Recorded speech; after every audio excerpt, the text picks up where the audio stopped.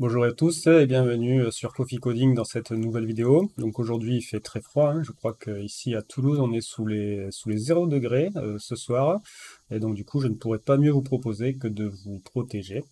Et sans transition, en parlant de protection, ben justement on va aujourd'hui parler de Azure Key Vault. Et on va voir une démonstration de comment protéger ces fichiers de configuration, les données de fichiers de configuration sensibles, comme par exemple une chaîne de connexion à une base de données, ou des mots de passe ou des appliqués. Donc, comment protéger donc ce fichier de configuration lors de vos déploiements à l'aide de pipeline et de pipeline de release avec Azure DevOps. Allez, c'est parti. Donc pour ce projet-là, j'ai créé une nouvelle API en Core Net 6 que j'appelais donc Coffee Coding Azure Key Vault.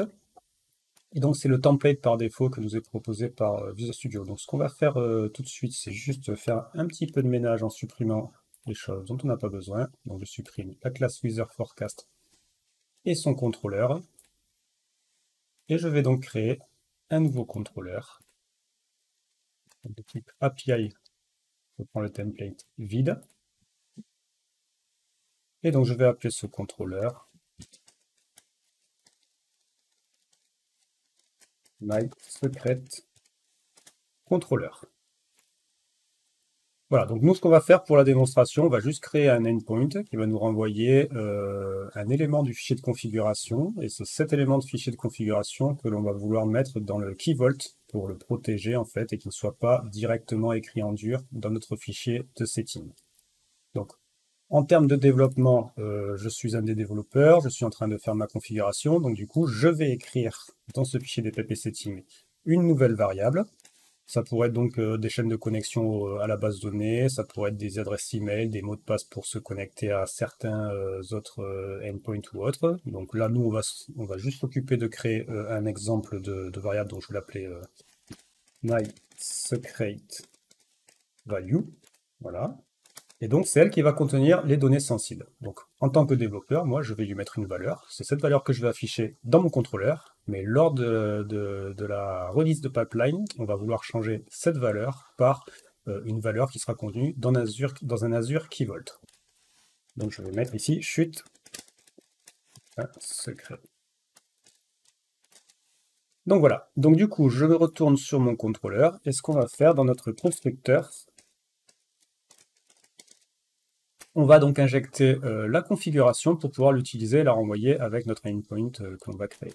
Donc, je vais décrire une variable private read-only de type iConfiguration que j'appelle configuration. Ça va nous permettre donc de l'injecter dans notre constructeur pour pouvoir l'utiliser. Voilà, et donc du coup, ma configuration reçoit la configuration. Maintenant, je vais créer donc un endpoint de type get. Et je vais donc, elle va juste renvoyer donc une chaîne de caractères qui va être le contenu de notre valeur secrète. Je vais l'appeler string_get. Et donc nous, ce qu'on va faire, on va faire return notre configuration getValue. Donc elle va renvoyer un string. Et donc elle va renvoyer quoi? Elle va renvoyer l'élément mySecretValue.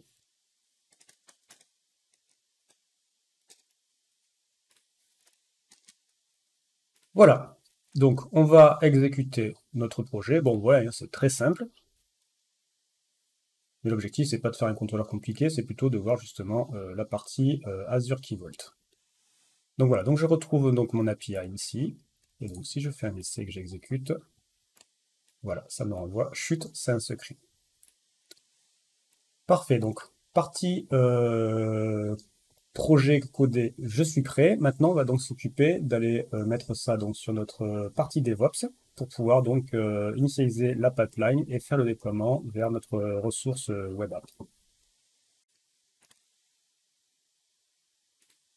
Donc, je vais donc créer, bien sûr, dans ma partie DevOps, un nouveau projet. Donc, je l'ai appelé pareil, hein, Coffee Coding Azure Key Vault. Et on va donc envoyer notre code source vers un nouveau repository que l'on va créer, tout de suite. Donc, je récupère donc ma partie connexion.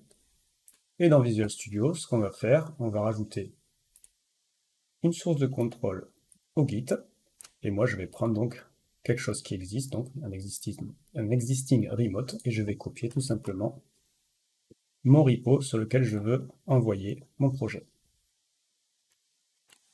Donc Visual Studio va se connecter, va envoyer au repo notre projet, va versionner le projet, et du coup, une fois que c'est fait, si je reviens ici, sur mon commit, voilà, j'ai mon projet qui vient juste d'être créé. Donc du coup, j'ai mes fichiers avec mon projet et mon contrôleur. Très bien. Donc ce qu'on va faire maintenant, on va s'occuper de la pipeline d'intégration continue, qui va donc, elle, nous permettre de compiler le projet à chaque fois qu'on fera un commit. Donc je vais créer une nouvelle pipeline. Et donc plutôt qu'utiliser un template existant et tout, on va utiliser l'éditeur classique pour qu'on puisse le faire nous-mêmes à la main. Voilà, donc il me demande de choisir la source. Donc nous, notre source, c'est notre projet Coffee Coding. Il me l'a trouvé par défaut. Donc je clique sur Continue. Et ici, donc, je peux aller chercher pas mal de templates et tout. Et donc, on va utiliser le template ASP.NET Core, puisque c'est une application .NET Core. Voilà, donc ma pipeline demande de la configuration. Donc, on va choisir l'agent. Donc, nous, on va choisir le dernier agent Windows de Azure. Voilà. Et ensuite, donc, toute notre partie là est prête. Donc, il va y avoir la restauration des packages get, la construction du projet, l'exécution des tests s'il y en a. Donc, nous, il n'y en aura pas. Ce qu'on va faire, on va le supprimer. La publication et le zip qui va contenir notre artefact qui permettra donc d'être déployé lorsqu'on fera la pipeline de release.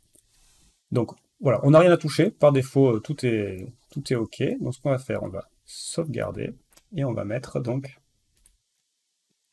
la pipeline en marche pour voir si elle compile et si tout se passe bien. Donc l'agent est créé, donc je vais cliquer dessus, et donc on va regarder si notre pipeline fonctionne.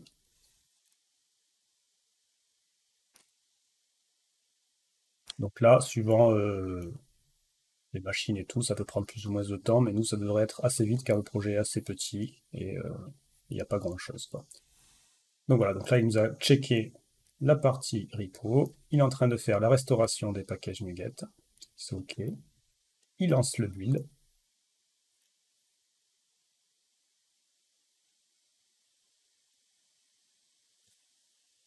Il fait la publication.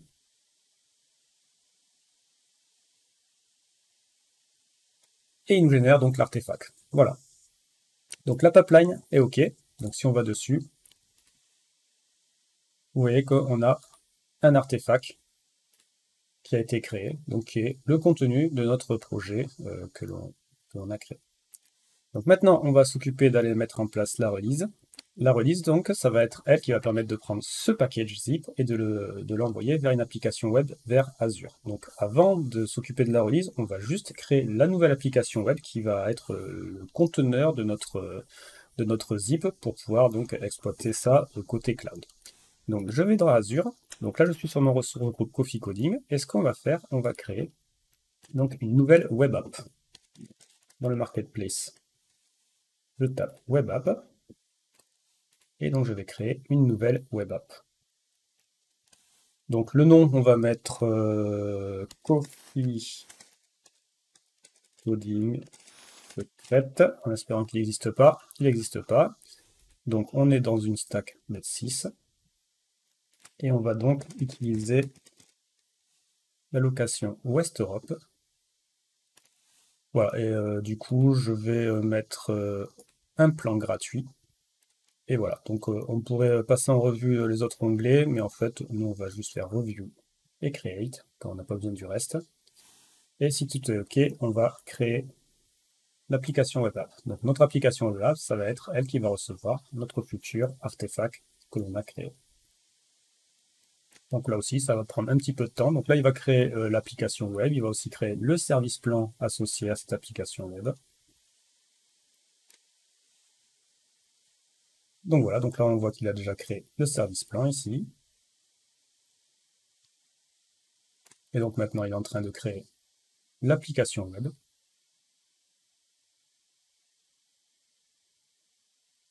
Et voilà, tout est créé. Super. Donc du coup, on peut maintenant accéder à notre ressource, à notre app service, voilà, qui est prête donc à recevoir donc notre exécution de pipeline de release pour le déploiement. Donc je retourne dans ma pipeline, je clique sur release, et ici on va donc créer la nouvelle pipeline. Donc là aussi, vous avez pas mal de templates qui permettent de vous faire le job. Donc nous, ce qu'on va faire, on va utiliser le template qui permet de déployer vers un apps service. Donc, je clique sur Apply. On va choisir notre artefact. Donc notre artefact, c'est notre projet, c'est notre pipeline dans notre projet Coffee Coding Azure Key Vault. Donc du coup, je vais retrouver notre pipeline ici, celle qu'on a créée tout à l'heure. Voilà. Donc on pourrait aussi choisir vers quelle version pointe ou autre. Donc tout par défaut nous convient. Voilà. Et ici, donc, je vais créer sur mon stage. Donc mon stage, ça va être deploy dev. On pourra avoir un stage aussi après qui permet de déployer vers de la pré-prod, puis de la prod. On va sélectionner notre souscription Azure. Donc, je vais cliquer sur autoriser pour pouvoir faire le lien entre notre subscription vers Azure et notre Azure DevOps. Et je devrais retrouver ici notre service, notre web app qu'on a créé tout à l'heure. Donc qui s'appelle Coffee Coding Secret. Il rafraîchit.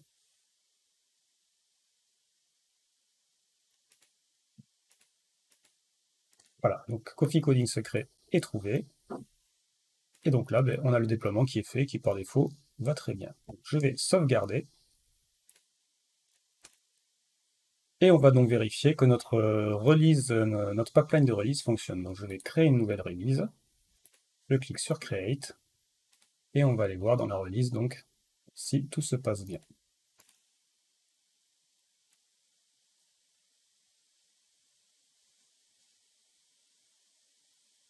Donc là, il est en train de nous chercher justement dans le pool s'il a un agent de disponible. Il trouve l'agent et il va nous exécuter donc par rapport à notre artefact généré tout à l'heure, le déploiement vers la web app.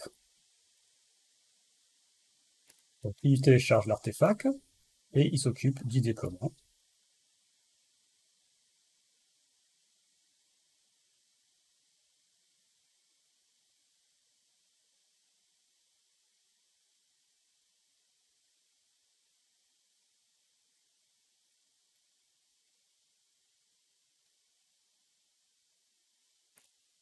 Donc voilà, le déploiement est en train de se faire. Et normalement, d'ici quelques secondes, on va avoir notre application API qui sera donc déployée sur notre Coffee Coding Secret, notre application web Coffee Coding Secret.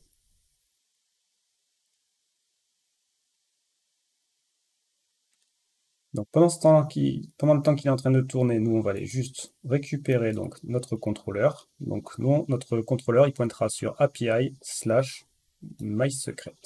Donc je vais récupérer ça. Voilà, donc là la release a été effectuée. Donc du coup, je retourne ici et donc dans notre ressource, on a l'URL qui se trouve ici. Donc je vais cliquer sur l'URL. Donc pareil, entre le déploiement et la mise côté App Service, peut se passer quelques secondes, voire une petite minute. Donc nous, on va voir si c'est OK. Donc on va taper /API / MySecret. Et voilà, donc j'ai bien, chut, c'est un secret. Donc là, ça y est, j'ai bien créé mon projet, côté dev bien sûr, sans avoir changé le secret. Et toute ma pipeline, tout mon stack de pipeline est configuré proprement. Donc maintenant, on va pouvoir s'occuper de changer donc cette valeur par quelque chose que l'on va mettre dans un Azure Key Vault qui va protéger donc nos secrets. Donc c'est parti. Donc je ferme ma fenêtre, je retourne donc sur ma partie Azure Portal. Et ce que l'on va faire maintenant, on va créer donc notre Azure Key Vault pour notre ressource groupe. Je retourne dans mon ressource groupe et ici donc je vais créer une ressource de type Key Vault.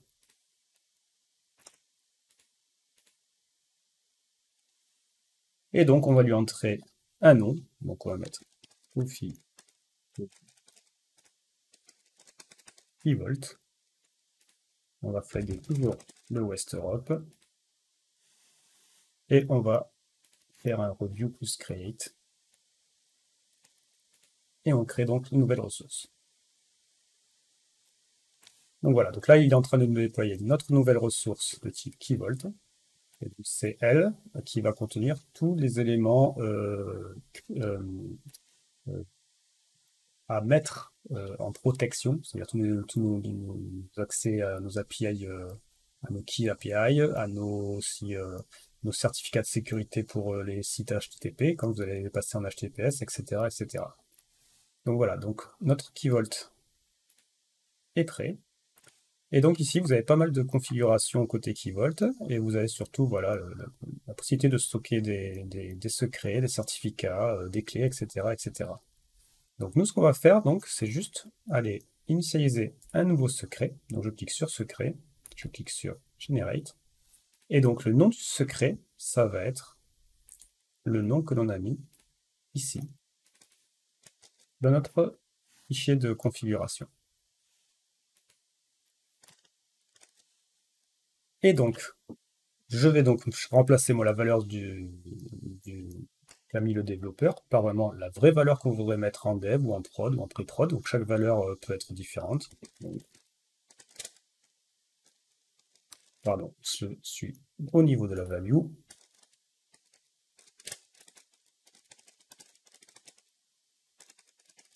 Donc voilà, cette valeur, personne ne la connaît, sauf moi, et je la crée. Donc ma valeur apparaît ici, donc je peux aller la voir. Donc au niveau des versions, vous pouvez aussi donner une date de début et une date de fin. Et comme ça, pouvoir la renouveler tous les X mois, par exemple, ou autre. Donc nous, on va laisser tout par défaut. Ça va être une fonction, une valeur qui va être qui va tout le temps être viable. Donc je vais afficher le secret. Donc voilà, ici on peut voir le secret. Donc moi j'ai écrit chut, c'est un super secret crypté. Voilà, donc côté Keyvault, on a créé notre secret. Donc je reviens dessus.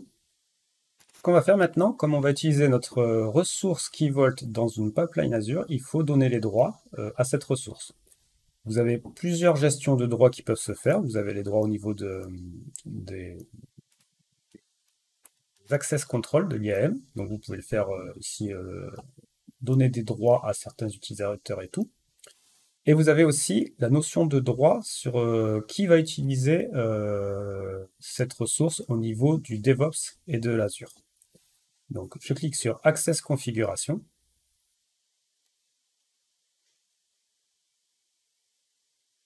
Et donc ici, vous voyez, je peux attribuer les droits. Et donc nous, ce qu'on va faire ici, c'est qu'on va dire que la partie Resource Manager, donc notre partie DevOps, va pouvoir accéder à cette ressource. Donc je clique dessus et j'applique. Si vous ne le faites pas, lors de l'utilisation de la ressource côté pipeline, vous aurez un message d'erreur en disant que vous n'avez pas les droits. Donc maintenant, je retourne dans ma pipeline. Et ce qu'on va faire, nous ici, on va reprendre notre release et on va la modifier.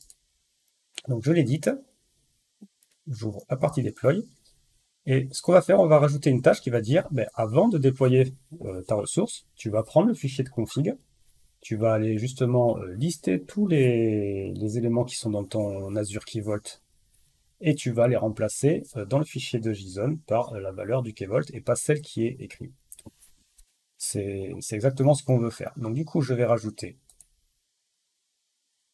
une nouvelle tâche. Donc cette tâche, elle s'appelle File Transform. Je clique ici, je l'ajoute. Je la mets bien évidemment avant le déploiement, parce qu'après le déploiement, vous comprenez, ça sera trop tard.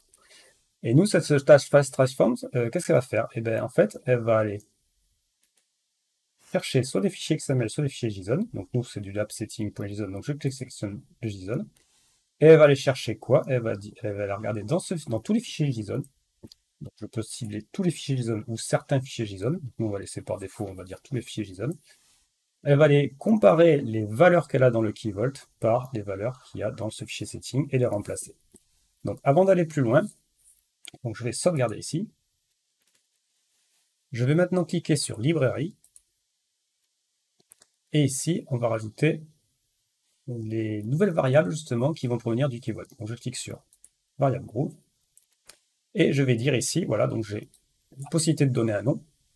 Donc je vais mettre variable coffee coding.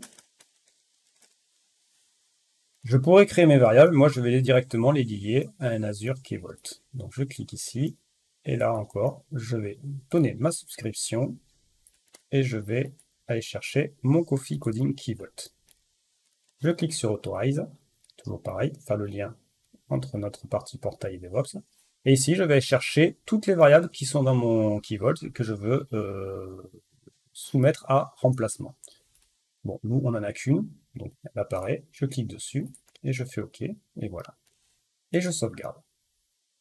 Je retourne sur ma release, j'édite, et donc dans la liste des variables ici, on peut rajouter des variables. Moi, je vais sélectionner variable groupe, celle que j'ai créée, et je vais faire un lien vers la liste des variables que j'ai fait à l'instant. Ce qui fait que maintenant, j'ai mySecretValue, qu'on ne voit pas ici, qui est bien linké à ma pipeline. Et donc, au niveau des tasks, ici, il va faire donc le lien entre l'Azure KeyVault et notre partie artefact, et il fera le remplacement automatiquement. Donc je n'ai plus qu'à sauvegarder. Et on va donc recréer une release. Et on l'exécute.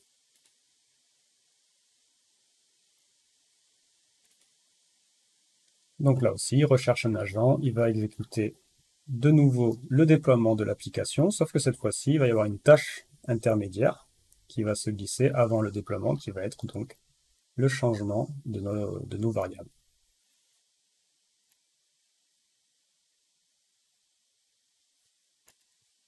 Donc, il télécharge l'artefact, vous voyez. Alors, ça a été un peu vite, mais il y a le file transform qui s'est exécuté. Donc, si je clique dessus, voilà donc. Il a cherché, il a trouvé pas mal de fichiers JSON, app-setting, développement, app-setting, et vous voyez, dans app-setting, il dit qu'il a substitué une variable, car il a trouvé une variable dedans qui correspondait entre notre Azure KeyVault et notre projet, qui est mySecretValue, et le reste, il n'a rien fait. Et il a fait enfin le déploiement. Donc du coup, si je retourne de nouveau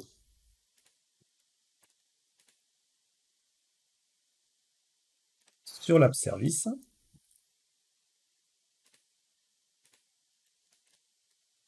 voilà, donc j'aurai sélectionné l'app service.